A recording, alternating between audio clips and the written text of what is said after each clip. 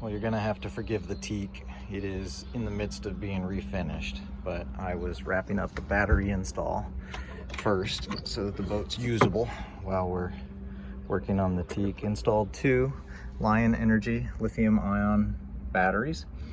Yeah, kind of anticlimactic because they're there underneath the covers, but this is our battery locker, starboard cockpit.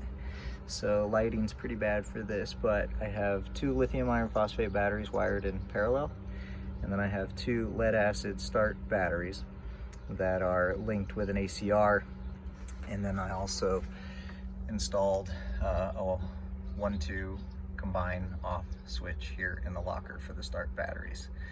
So a little bit about the system. Lithium iron phosphate batteries are strictly for the house. They do not do any start duty. I installed a positive bus for the lithium iron phosphate batteries. I installed a Victron 712 battery monitor, which is Bluetooth. It's also down in the cabin. I have yet to mount that. I installed a Victron battery charger, and this is actually the fuse for the battery charger coming in, and then these 2 are the battery charger cables, and that goes to the positive bus. I have a DC to DC charger as well, and this is a lead from the positive bus, the house bank, to the DC to DC charger, which takes care of charging duties while she's shoreside for these 2 flooded lead acid batteries. Again, totally separate from the lithium iron phosphate bank. I had the ACR for the old system when I had 4 6-volt golf cart batteries and 1 start battery, and the ACR combined the house and the start bank when the engine was running or when the charger was running. I had to install an outlet box right there. You see the gray, that powers the Victron charger. It's on a switch. Rather than cut the cord for the Victron, the plug, and hardwire it, just went ahead and installed a weatherproof outlet box, and but it is on a switch. Anyway, ACR is fused as it's supposed to be. Battery charger is fused.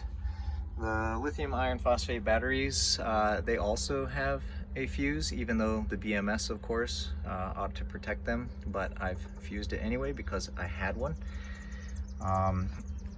And originally, I had a Xantrex Link 20 monitor, and that monitor is still installed, and all it's monitoring now are the lead acid batteries.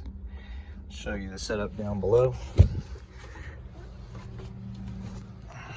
So originally here at the panel, that on-off, well, the 1-2 both and off switch that's in the cockpit locker used to be here.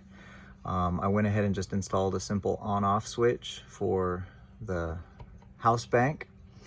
I have yet to mount the Victron monitor. Need to figure out where to do it without cutting a hole. I'm loath to cut holes in old classic boats, so I'm going to figure out a mount that prevents that. So house bank right now, 13.28 volts. That's charge history indicated at 100% stated charge. And yeah, 0 amps going out. So if I go ahead and turn on, Nexus, Navcom, all of my loads, so I'm at 4.8 amps out.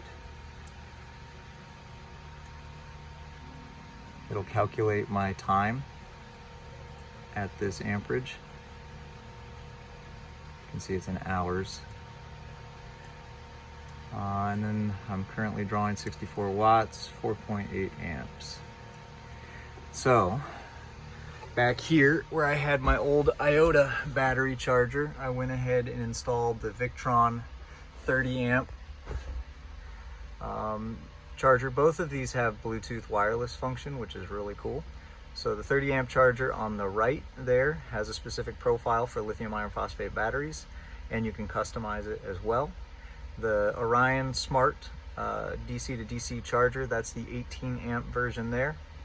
That is set up to charge the flooded lead acid, and according to a different charge profile that's appropriate for lead acid batteries. Both of those, of course, are Bluetooth, which is really cool, but since I'm using my phone to record, I can't show you. Anyway, that's it.